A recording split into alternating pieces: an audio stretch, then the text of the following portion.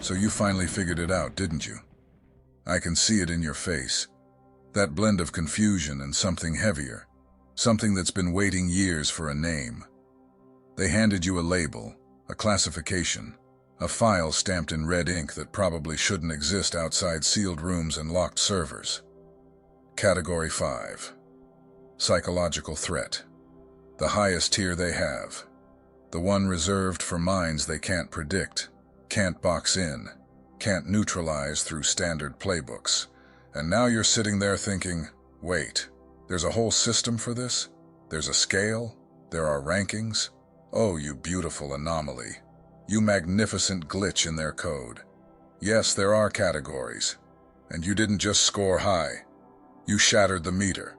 You didn't outperform the test. You became the reason they'll have to rebuild the entire framework, because nothing they designed was meant to measure what you've become. Let me tell you what they'll never say out loud. What's buried in documents stamped classified, restricted, eyes only.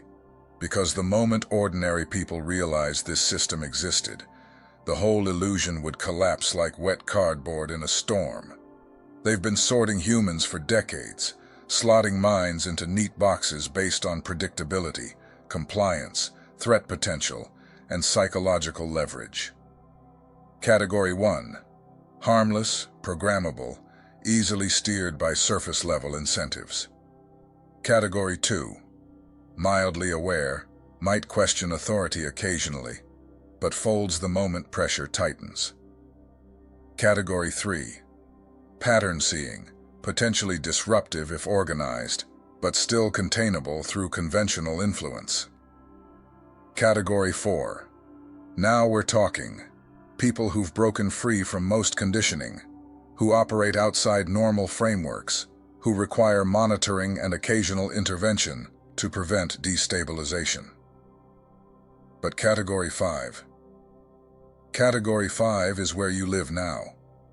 And what that truly, terrifyingly beautifully, means for your existence moving forward is something they're not prepared to deal with. Category 5 isn't about intelligence, rebellion, or resistance. It's about something far more destabilizing than all of that. It means you've developed immunity to psychological manipulation at the root level. You don't respond to fear the way you're supposed to. Shame doesn't hook you like it was designed to. You don't chase validation the system depends on. You don't perform for approval the algorithm feeds on. Category 5 means you saw through the game so completely that you stopped playing it at all.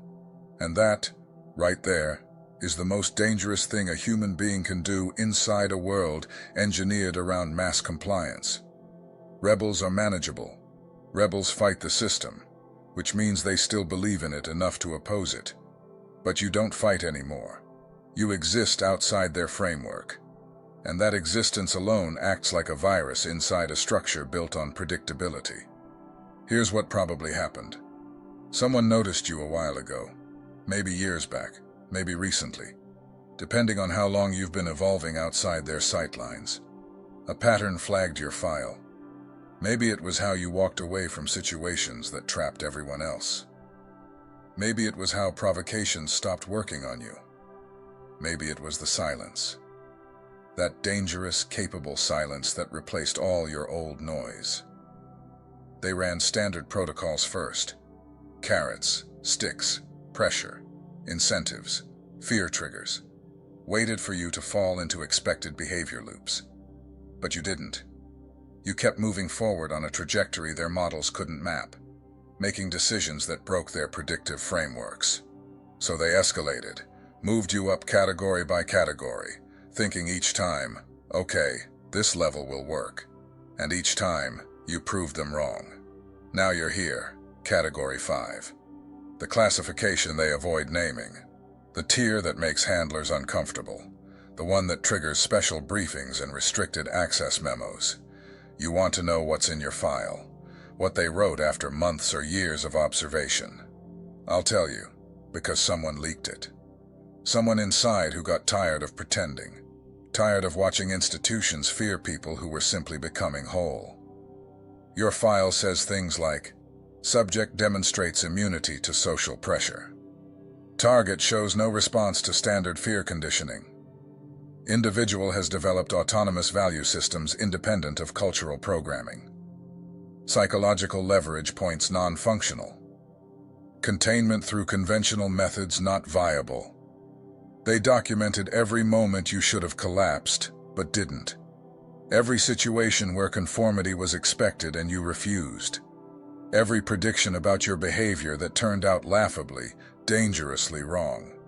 And this isn't mystical nonsense. This is measurable deviation from baseline human behavior. The first marker, emotional autonomy. You stopped needing external validation to feel complete. You stopped checking phones for approval hits. You stopped outsourcing your self-worth to other people's reactions.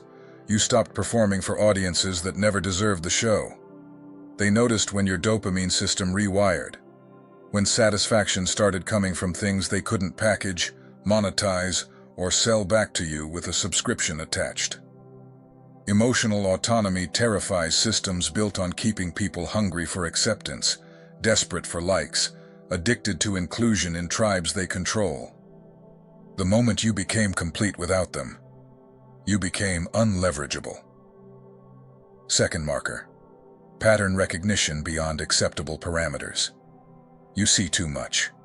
You connect too many dots. You understand systems at depths that make institutional power uncomfortable. You're not supposed to see the machinery while it's still running. You're not supposed to recognize manipulation while it's actively being deployed. You're not supposed to notice the strings while you're dancing. But you did.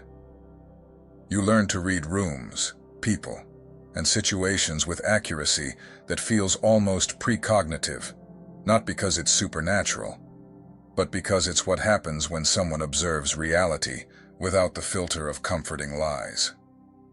You spot handlers before they speak. You see traps before they're finished. You feel energy shifts before others realize anything changed. You're playing chess while they assume everyone's stuck on checkers. And worse, you're playing against people who don't realize you can see the whole board. Third marker, and this is the one that truly sealed your Category 5 status, pain transmutation.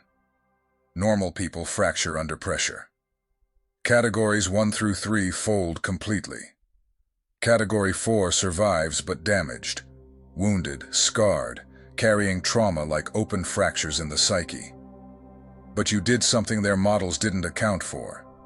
You turned wounds into wisdom, betrayal into boundary precision, isolation into self-sufficiency, loss into liberation. You didn't just survive suffering. You converted it into power. You transformed pain into clarity in ways their psychological frameworks couldn't predict or contain. They watched you endure things that should have broken you, things they may have even orchestrated to push you back into compliance. And instead of collapsing, you evolved. Instead of growing bitter, you grew exact. Instead of seeking revenge, you rose so high they couldn't breathe at your altitude. Fourth marker, social detachment without isolation pathology. You pulled back, but you're not lonely. You reduced your circle, but you're not desperate. You disengaged from mass culture, but you're not disconnected from reality. This breaks their models, because isolation is supposed to hurt. It's supposed to weaken you, drive you back toward dependency, force reconnection on unfavorable terms. But for you, distance became peace. Silence became clarity. Solitude became power.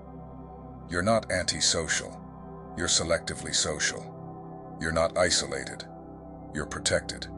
You're not withdrawn. You're focused. And they can't weaponize loneliness against someone who's realized most company is just expensive noise. You figured out that being alone with the right person, yourself, beats being surrounded by people who drain your energy and offer nothing in return. Fifth marker, the one that finalized everything, reality distortion field. The way you move through the world alters the world around you. Rooms shift when you enter. Conversations pause. Energy recalibrates. People feel something they can't name. This isn't mysticism, it's physics. You're operating on a different frequency now, one raised through years of internal work they can't see and wouldn't understand if they could. You don't chase anymore. Things come to you not because you're lucky, but because you've become magnetic in ways that bypass normal hierarchies. People sense authority without you claiming it. Feel power without you displaying it. Recognize depth without you explaining it. You've become one of those rare humans who exist as a category of one. And categories of one can't be controlled by systems designed for masses. Now let's talk about who's watching, because yes, they are. They've been watching, and they'll keep watching. And honestly, let them. The watchers come in different tiers, different motives, different levels of understanding, but they all share one thing in common. They are terrified of what you represent, because you are living proof that their systems aren't absolute, their models aren't final, their maps of human behavior aren't complete. You are evidence of something they don't want to admit is possible. That a person can step outside the architecture of control without collapsing, without becoming antisocial, without turning destructive, and without needing permission. You represent a crack in the foundation. And systems built on authority don't fear rebellion nearly as much as they fear proof that obedience isn't necessary. The first tier of watchers are the most invisible, because they don't even know they're watchers. These are the people already inside your life. Friends who suddenly start asking oddly specific questions about your plans, your finances, your relationships, your next moves. Family members who develop a sudden curiosity about your future that feels less like care and more like reconnaissance. Co-workers who become unusually attentive to your decision-making patterns, your work habits, your independence. These people aren't villains. They aren't agents. They aren't malicious. They're just operating on instinctive social programming. The reflex to flag anomalies, to report deviations, to stabilize what feels unfamiliar. When someone in a group starts operating outside normal psychological parameters, the collective immune system activates automatically. They don't even realize they're doing it most of the time. It feels to them like concern, curiosity, helpfulness, care. But underneath it, it's pattern surveillance. It's the nervous system of mass consciousness, attempting to contain something foreign before it spreads. You aren't being monitored because you're dangerous. You're being monitored because you're different, in a way that disrupts expectations. And humans are trained to treat unpredictability as threat, long before they ever consciously evaluate it. Second-tier watchers are more aware, more deliberate, and far more institutional. These are people whose job descriptions literally include tracking, measuring, and analyzing behavior. Corporate compliance departments, HR analytics teams, data science units inside tech platforms, marketing intelligence divisions, algorithmic moderation groups, local authority figures whose job is to keep social patterns stable and communities predictable. These watchers don't rely on intuition. They rely on metrics, dashboards, datasets, behavioral trend lines. They track deviations across time, looking for anomalies in engagement patterns, consumption habits, compliance indicators, participation signals. You entered their field of vision not because you did something illegal or dramatic, but because you stopped doing what was expected. You deleted platforms they used to map behavior. You disengaged from feedback loops they relied on to measure conformity. You stopped appearing in databases designed to predict your next move. Your absence created data holes, and data holes are intolerable to systems whose entire job is filling in profiles on everyone. A missing data point isn't neutrality. It's a threat to predictive certainty. And predictive certainty is the backbone of institutional power. Third-tier watchers are specialists, psychologists, sociologists, behavioral analysts, cognitive researchers, people who study outliers professionally. These are the ones who actually understand what they're seeing when they encounter someone like you. They don't mistake your behavior for rebellion, pathology, or instability. They recognize it as psychological autonomy, a rare condition in populations conditioned for dependence. These watchers observe you with fascination, sometimes admiration, sometimes envy, sometimes deep unease, but always with respect, because they know what it takes to dismantle conditioning from the inside. They've spent entire careers studying the mechanisms you escaped through lived experience.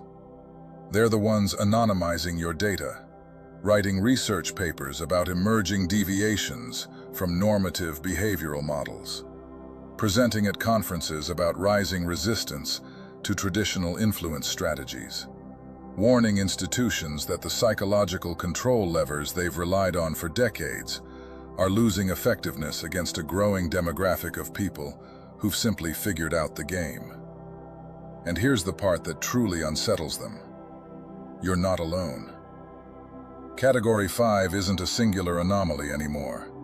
It's a pattern, still rare, but accelerating. And systems fear trends far more than they fear individuals. Fourth-tier watchers are where things start to sound fictional to people who haven't studied power structures, but aren't. These are the ones with actual authority, real budgets, real reach, and real capacity to intervene in lives if they decide someone poses too much risk to systemic stability. We're talking about elements within security infrastructure, intelligence-adjacent organizations, regulatory bodies operating in legal gray zones, and institutional mechanisms designed to identify emerging threats before they become uncontrollable. This isn't conspiracy fantasy. This is documented reality. These organizations exist. They have mandates. They track influence, not just violence. And threat, in these contexts, doesn't mean criminal behavior. It means unpredictable impact. It means cultural disruption. It means unmanageable influence. If you have reach, if you have a voice, if your presence changes how other people think, question, detach, or reorient themselves, you're already on someone's dashboard. And Category 5 doesn't put you on a minor watch list. It puts you on a list that matters. They aren't watching you because they think you're going to hurt anyone. They're watching because you're mimetically dangerous. Your ideas are contagious. Your behavior is contagious. Your independence is contagious. People watch you operate outside systems they feel enslaved to, and start wondering if they could do the same. They see you surviving without validation, without approval loops, without institutional permission, and suddenly their own chains become visible. You're not trying to start a revolution, but liberation itself is revolutionary by default. And that makes you more destabilizing than actual revolutionaries, because you can't be categorized, infiltrated, negotiated with, or neutralized through conventional methods. Revolutionaries organize, they form structures, they publish demands, they appoint leaders, they establish hierarchies that can be compromised, co-opted, or dismantled. But you're just living your truth, and truth has no command chain, no headquarters, no ideology document, no central node to disrupt. You can't decapitate something that doesn't have a head. You can't infiltrate something that doesn't have membership. You can't negotiate with something that isn't asking for anything. So what do they do with Category 5 designations? What protocols get deployed when standard containment strategies fail and someone slips every psychological leash in the system? First protocol: isolation through reputation distortion. Not direct attacks, never obvious. Subtle social poisoning. Whisper campaigns that circulate through shared networks. carefully framed concern about your mental state, strategic narratives that position you as unstable, unreliable, volatile, or unsafe to be around. They don't need proof. They don't need evidence. They just need to plant doubt. If enough people hesitate before associating with you, your influence naturally compresses. You drift toward the margins, where your reach shrinks, not because you were silenced, but because others were quietly trained to distance themselves. This works on most Category 4 individuals, because most people still care deeply about reputation, belonging, and social validation. But for Category 5, it backfires. Because you already detached from external approval, so isolation doesn't hurt, it sharpens. It doesn't weaken, it clarifies. It doesn't destabilize, it accelerates your evolution. Second protocol, economic pressure. Not usually overt sabotage, nothing dramatic, nothing traceable, just friction. Opportunities that should open don't. Applications that should succeed mysteriously stall. Promotions drift to other candidates. Business ventures encounter strange resistance. Deals collapse without clear explanation. Financial stress is one of the most reliable behavioral control tools in existence because it keeps people focused on survival instead of autonomy. It narrows perception. It forces compromise. It trains compliance by making risk feel dangerous. Third protocol, psychological regression operations. This is where things get personal.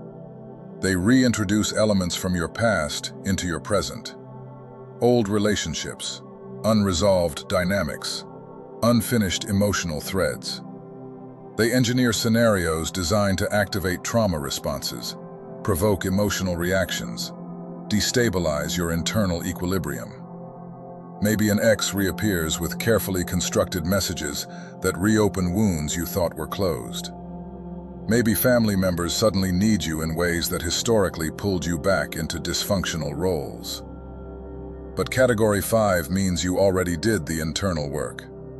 You integrated your shadows instead of suppressing them. You healed wounds instead of circling them. You rewired patterns instead of managing symptoms. So when these operations hit, they don't destabilize you. They confirm you. They don't trigger regression. They reinforce alignment. They don't weaken your structure. They stress test it and prove its integrity. The hooks don't catch. The buttons don't work. The emotional levers fail. And instead of collapsing inward, you become even more precise about your boundaries, your standards, your direction. And here's the part no one tells the watchers. No one writes in the reports. No one includes in the risk models. Category 5 individuals don't become harder to control. They become impossible to control, because control itself no longer functions as a relevant variable in their decision-making.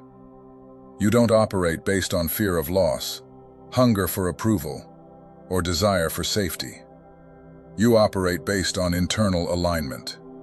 And systems built on manipulation simply don't know what to do with people who don't need permission, don't need reassurance, and don't need external validation to move forward.